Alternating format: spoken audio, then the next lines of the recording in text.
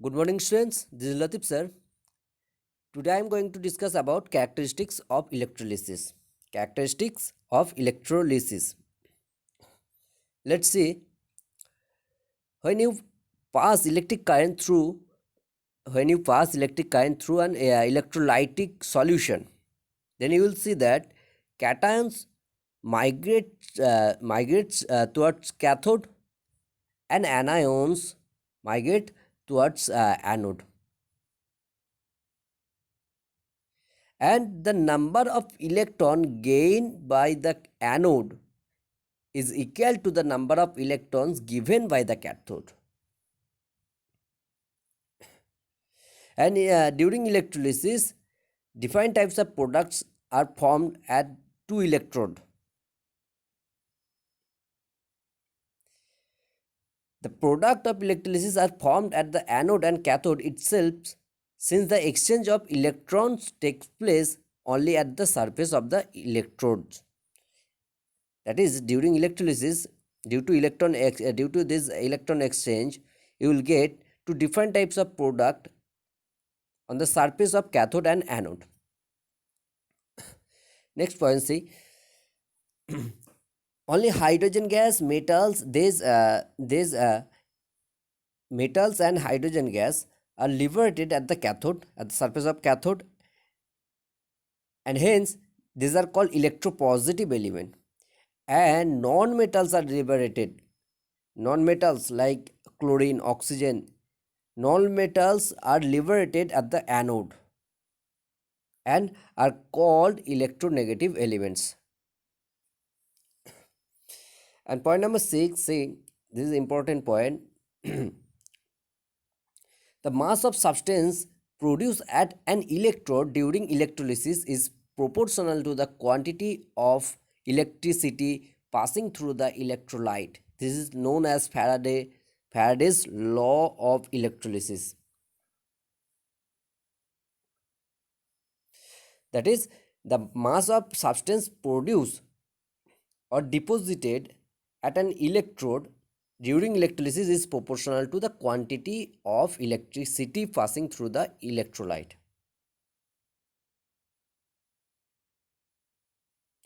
That means here the value of electric current, electricity, here is the mass of substance that produced at an electrode. Next point number 7. The process of electrolysis is a redox reaction. Redox reaction means oxidation reduction reaction. Because during electrolysis, oxidation reaction takes place at anode and reduction reaction takes place at cathode. Thus, electrolysis is known as redox reaction. The reaction at the cathode involves reduction of cation as they gain electrons to become neutral atom, while that at anode involves oxidation of anion as they lose electron to become neutral. For example, dissociation of sodium chloride during electrolysis. Sodium chloride NaCl, on dissociation it produces Na plus ion and Cl minus ion. So NaCl, reversible arrow, Na plus and Cl minus.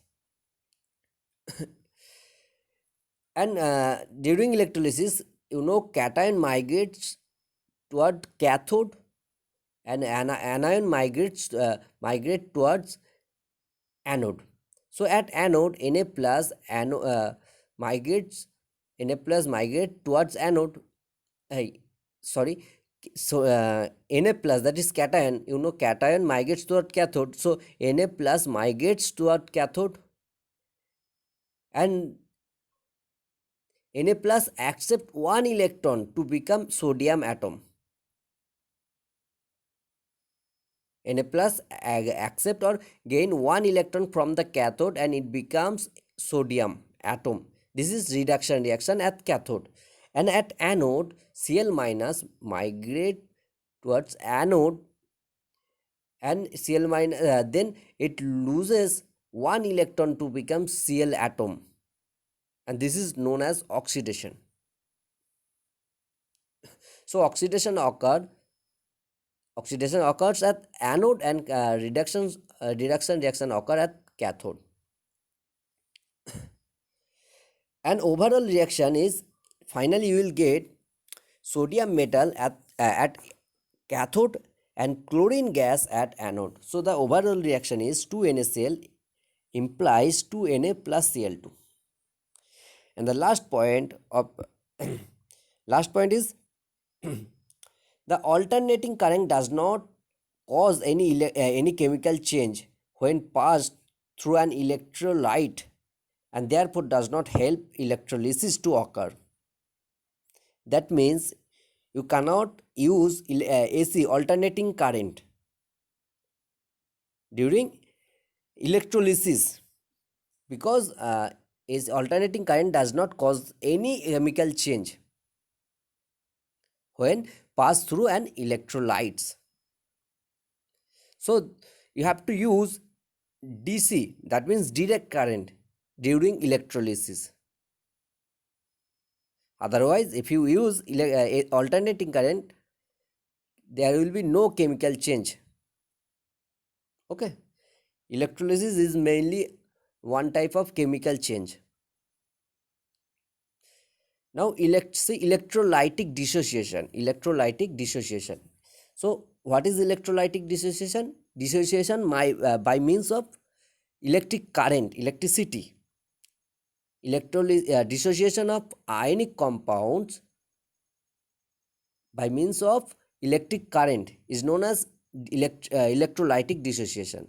So what is the actual definition of electrolytic dissociation? The process due to which an ionic compound, it is applicable for ionic compound, the process due to which an ionic compound dissociate into ions in the fused state or in aqueous solution is called electrolytic dissociation. The process due to which an ion or the process due to which an ionic compound dissociate into ions in the fused state or in the aqueous solution is called electrolytic dissociation. You have to remember, electrolytic dissociation is applicable for ionic compound. For example, electrolytic dissociation of sodium chloride. You know, in solid state sodium chloride ions are not free. In solid state, the ions of sodium chloride are not free. They are held together by strong electrostatic force of attraction, and hence it does not conduct electricity due to absence of free ions in solid state. Now when you dissolve sodium chloride in water, that is in aqueous solution, when you dissolve sodium chloride in water, that is in aqueous solution, or in fused state, that is melted state, it conduct electricity, because in the aqueous state, in the aqueous solution, the polar water molecule, in aqueous solution the polar water molecule decreases the electrostatic force of attraction between the oppositely charged ions, that is between Na plus and Cl minus ion. In aqueous solution, the polar water molecule decreases the electrostatic force of attraction between the oppositely charged ion, that is Na plus and Cl minus, and thus the ions become free in solution, in aqueous solution. And due to presence of these free ions, free Na plus and Cl minus ion in aqueous solution, sodium chloride in aqueous solution can conduct electricity. Similarly, in the molten state, the high temperature,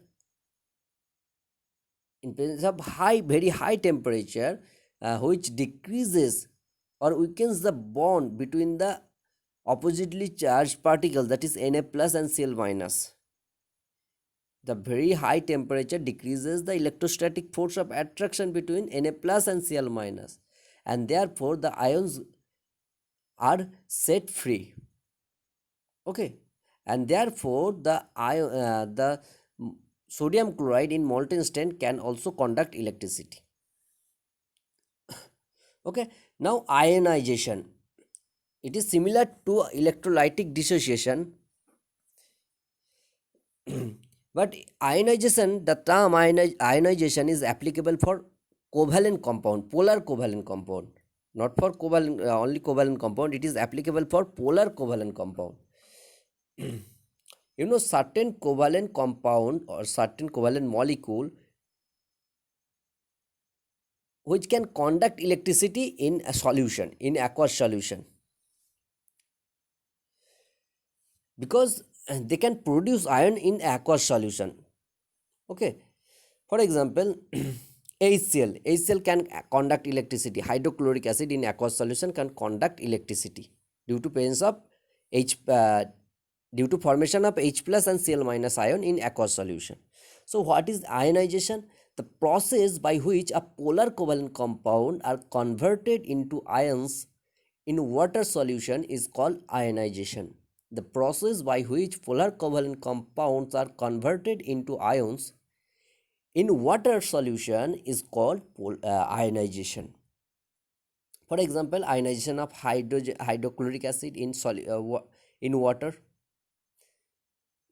You have to remember that in the gaseous state or in the pure state, liquid state, in the gaseous state or in the pure liquid state, hydrogen chloride, that is HCl, is unionized. This is the important point about hydrogen chloride, HCl. In the gaseous state or in the pure liquid state, hydrogen chloride is unionized and does not conduct an electric current in gaseous state or in pure liquid state. However, hydrogen chloride it is, however, as it is polar covalent compound or polar covalent in nature, hydrochloric acid, that is HCl, shows charge distribution in its molecules such that the hydrogen atom has a slight positive charge and the chlorine atom has a slight negative charge.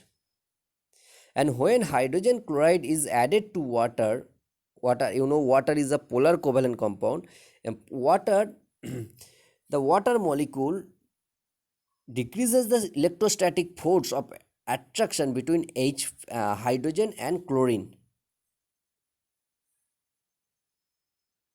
Thus, uh, in water, the H in water hydrochloric acid ionized to give H plus ion and Cl minus ion. Okay, and you know H plus ion generally not exist in solution. H plus ion does not exist in solution. It exists as H3O plus ion by combining with water molecule. Okay, so water decreases the electrostatic force of attraction between hydrogen and chlorine, and thus the H plus and Cl minus ion become free in aqueous solution. Therefore, in aqueous solution, hydrochloric acid can conduct electricity. Now, comparison of ionization and dissociation. Ionization, first the ionization, it is the formation of positively or negatively charged ion from molecules which are not initially in ionic state. Formation of positively or negatively charged ions from molecules which are not initially in the ionic state. That means ionization is applicable for polar covalent compound. While dissociation, it is the separation of ion which are already present in ionic compound. Dissociation is the separation of ions which are already present in ionic compound. And second, ionization. See, second point, in case of ionization, polar covalent compound show ionization. For example, HCl, H2CO3, NH4OH. This polar covalent compound show ionization. While in case of dissociation, electrovalent compound or ionic compound show dissociation. Example, potassium chloride, lead bromide, etc. Okay, thank you.